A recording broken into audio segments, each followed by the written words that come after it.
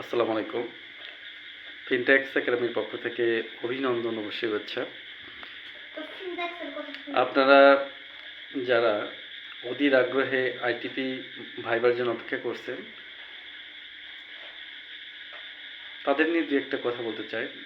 বর্তমানে দেখলাম Facebook, YouTube সব জায়গাতে বিভিন্ন কোর্সের সরাসরি যে আইটিপি ভাইবা পরীক্ষার জন্য। কিন্তু বাস্তবিক যদি আপনি পূর্বের অভিজ্ঞতা থেকে আমরা লক্ষ্য করি, যখন রিটেন পরীক্ষায় দেওয়া হলো, রিটেন পরীক্ষায় কিন্তু আপনি সরাসরি বই থেকে তেমন কোনো প্রশ্ন আসে না, মোটামুটি বেসিক থেকেই আসছে। অর্থাৎ যারা আয়কর আইন 2023, আয়কর পরিপত্র 24-25 এবং 23-24 এবং আয়কর নির্দেশিকা প্রপারলি যারা ফলো করছে তারাই কিন্তু পরীক্ষায় ভালো লিখতে পারছে এবং কোয়ালিফাই করেছেন। অনুরূপভাবে যদি আপনারা আবারও বেশি বেশি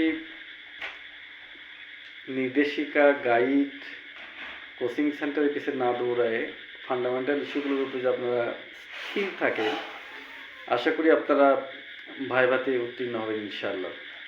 এক্ষেত্রে আপনারা যেটা করতে পারেন, আয়কর নির্দেশিকা 2024-25, আয়কর পরিপত্র এবং আয়কর আইন 2023 যদি প্রপারলি আপনারা দেখেন, পাশাপাশি যদি অ্যাকাউন্টিংয়ের নর্মসগুলো যারা আমরা প্র্যাকটিস করছি তারা তো মোটামুটি আমরা জানি, আর যদি ল থেকে আসেন তাহলে আপনারা এই ফান্ডামেন্টাল ইস্যুগুলো আপনারা দেখতে পারেন। ভাইভা এমন একটা জিনিস, যিনি ভাইভা নেবেন তিনিও জানেন না ওই পরিপ্রেক্ষিতে তাকে কি প্রশ্ন করা হবে। অর্থাৎ এটা ডিপেন্ড করে পার্সন টু পার্সন, তাৎক্ষণিক আপেক্ষিক সময়ের উপর। ওই সময়ে কি ধরনের প্রশ্ন করা হবে সিচুয়েশনই বলে দেবে। আপনার কাজ হবে সিচুয়েশনগুলো সফটলি হ্যান্ডেল করে কাজটাকে সহজ করে ফেলা। যদি আপনি প্রশ্নটা সঠিকভাবে শুনে অ্যান্সার করেন, আশা করি কোনো বেগ পেতে হবে না।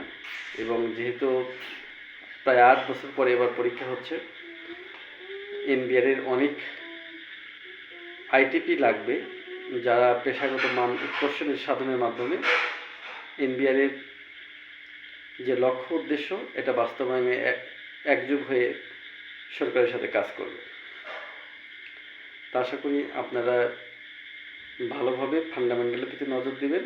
অর্থাৎ বেসিক জিনিসগুলো যখন আপনি মোটামুটি শিখে ফেলবেন, তখন আপনার ভিতরে একটা কনফিডেন্স গ্রো করবে এবং আপনার পরীক্ষা সুন্দর হবে এবং সবশেষে আপনি আশা করি উত্তীর্ণ হবেন।